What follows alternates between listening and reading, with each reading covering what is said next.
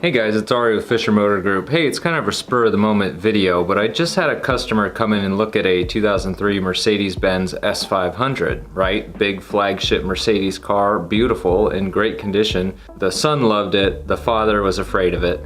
And the major concern and the major hurdle for me, trying to overcome the objection, was that he was afraid that parts are very expensive. These cars are very expensive to maintain and fix.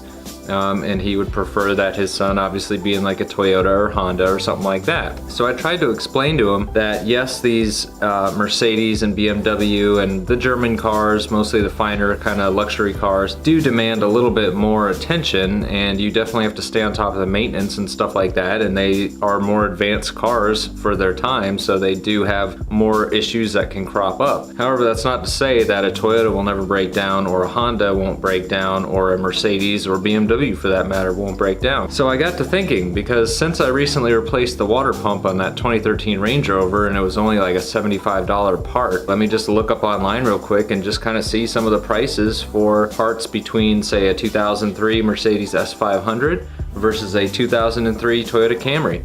Let's see what pops up. Alright, so first up, a 2003 Toyota Camry radiator. That's basic enough. $62, $99, $79, $104, and $71. This is a 2003 Mercedes S500. $99, $54, $80, $129, and $104.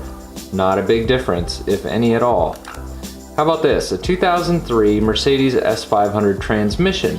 Surely that has got to be way more expensive than a 2003 Toyota Camry transmission. Look at this, $700, $550, $666. You're probably going to spend just a little under $800 for a transmission. Now let's look up a 2003 Toyota Camry transmission. Oh wow, $268, $500, $825. So you see where I'm getting at here? It's not a huge difference in prices. How about this? How about a totally new engine for a 2003 Mercedes S500? We'll just say a used engine, right? Here you go, here's a good example. $499, used engine with 113,000 miles. Oh wow, here's another one, $499, used. It's the long block. Here's another one, S500, $750. Not such a big deal, really. $830. $494.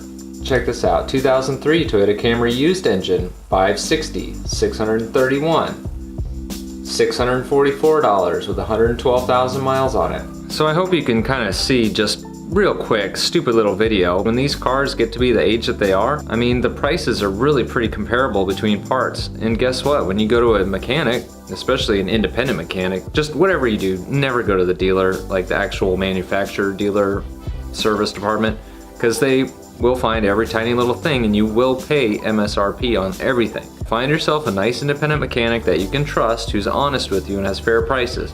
Because guess what? Labor cost is the same no matter what you do. Now sure, the difference could be a Toyota Camry alternator might be an hour's job, where S500 Mercedes alternator might be a 3-hour job. Okay, so then you're looking at, you know, a few $100 difference. But when it comes down to the actual parts and the replacement availability of a lot of these parts, I mean, the prices are not that bad. For what you're getting, it's nothing crazy. It's not the stigma that people have that are like, oh my God, you know, these cars, they're just way too expensive. Brakes are $1,500 and this and that.